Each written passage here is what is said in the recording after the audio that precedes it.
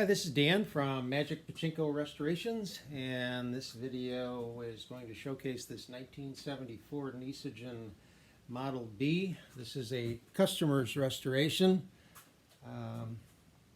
This was purchased by my customer's wife's father, I believe, in the family for a long time, and is now being restored and will be presented as a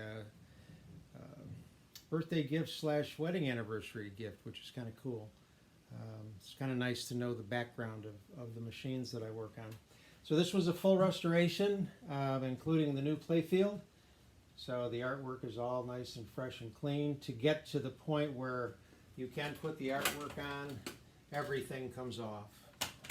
So it gets stripped right down to the bare wood, and this board gets separated from this frame. Everything gets taken apart, everything gets taken off, everything gets cleaned, the plastic gets cleaned, the brass gets tumbled so that it gets shiny again.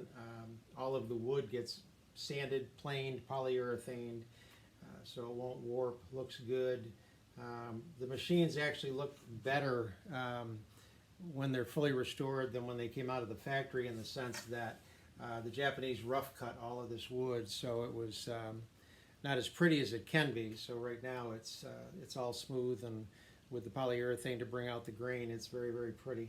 So everything gets taken off, everything gets cleaned, everything gets put back on, and then obviously the machine goes through a lot of testing to make sure that it functions properly. I did do a fair amount of painting on the center attraction.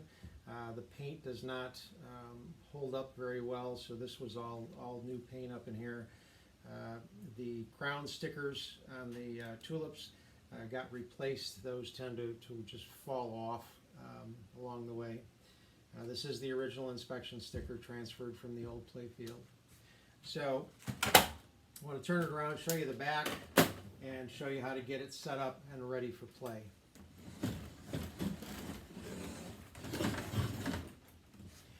With all of my restorations, I include a 12-volt wall transformer. This just gets plugged in.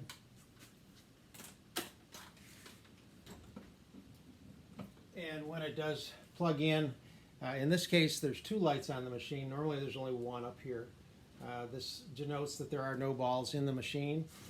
This particular machine already had the hole and a little red reflector on the other side for an additional light, so I added this other wire harness and another light bulb, so that when you run out of balls or run low on bulbs, you're going to get a light down here and a light here. Again, we'll see them. Well, actually, let me turn it around so you can see them, because they'll go off when you put the.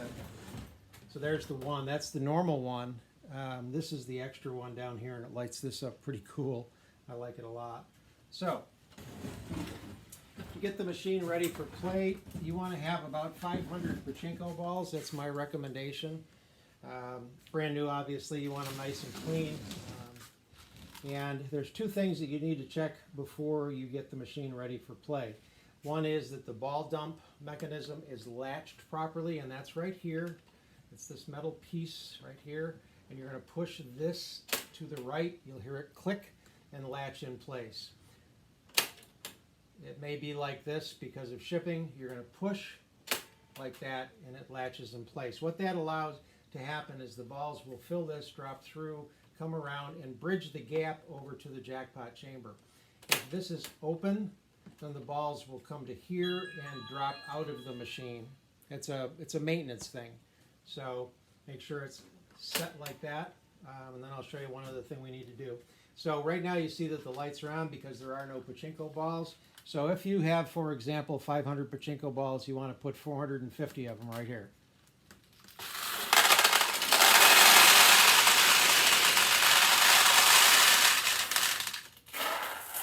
So now the weight of the balls pushes down on this white piece. It lifts up off of the leaf switch, and the light is now off. It also then, via this, opens a gate so that you can, the balls will go inside the machine. When this does lift up, because there's no weight on it and the light goes on, it'll actually close a gate in here, and you won't be able to feed balls into the machine. Now the only other thing that you need to do to get the machine ready for play is ensure that the seesaw is in the right position. Right now the seesaw is this white piece of plastic in here, and it is in a position like this, and that is the correct position for play. It could be like this during shipping. If it is, there's a little metal rod down here. You just lift up on that metal rod and it will bring the seesaw up into its proper position. So what happens is right now pachinko balls this is full, this whole run is full. It's a double run. There's balls on either side of the pachinko or the jackpot chamber, and they're being held in place. So when a winning ball enters the machine, it comes in here, it ends up at the end of the seesaw tips, it lets the winning ball go down through this chute, and it will exit the machine. In the meantime, it will trigger the jackpot to open and let the balls out as the prize. Losing balls will exit the machine right here. So you do need something that will catch the balls here and here. I don't have enough of these, unfortunately, to be able to include them with the machines, but anything will do. A Tupperware bowl, a cardboard box, doesn't make any difference. It just needs to be wide enough to catch here and wide enough to get out like that and catch the balls. Okay? So I'll put that back in just a second. So let's turn this around now that the machine is loaded. And again, you can see that the lights are off. So you're going to put the remainder of your pachinko balls in here, put the catch basin back. Now the first time that you attempt to launch a ball, nothing will happen. It takes one cycle of the launch lever to actually get a ball onto the launch ramp, so don't let this alarm you when you do that. Nothing happens. Now there's actually a ball on the launch ramp, so when you push down and just let it roll off your thumb, it will launch a ball. That was a loser. So was that.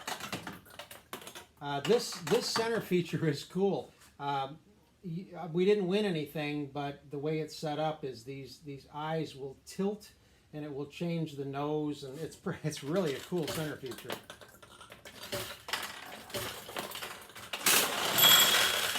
So that time we got a win. I don't know if you noticed the face change, the nose is now over here. I did do a lot of painting on this, the red, the blue, and the orange. The paint just doesn't hold up over time. So it looks good now, or at least I think it does. So we'll launch a few more balls here.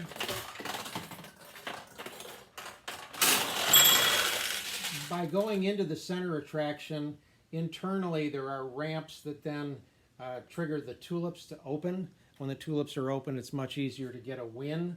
So we'll see if we can get a win over on this side. That one went in the center.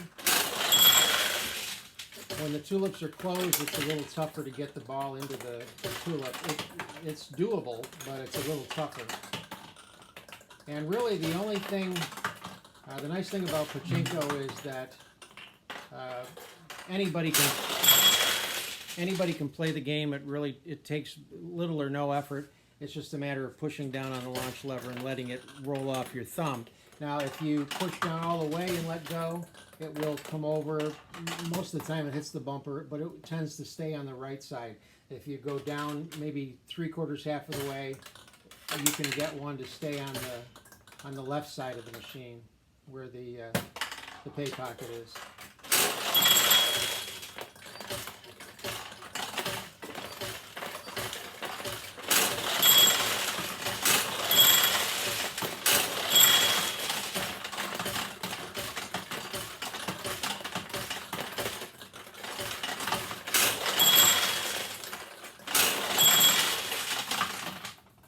The more I see that center attraction, the more I like it.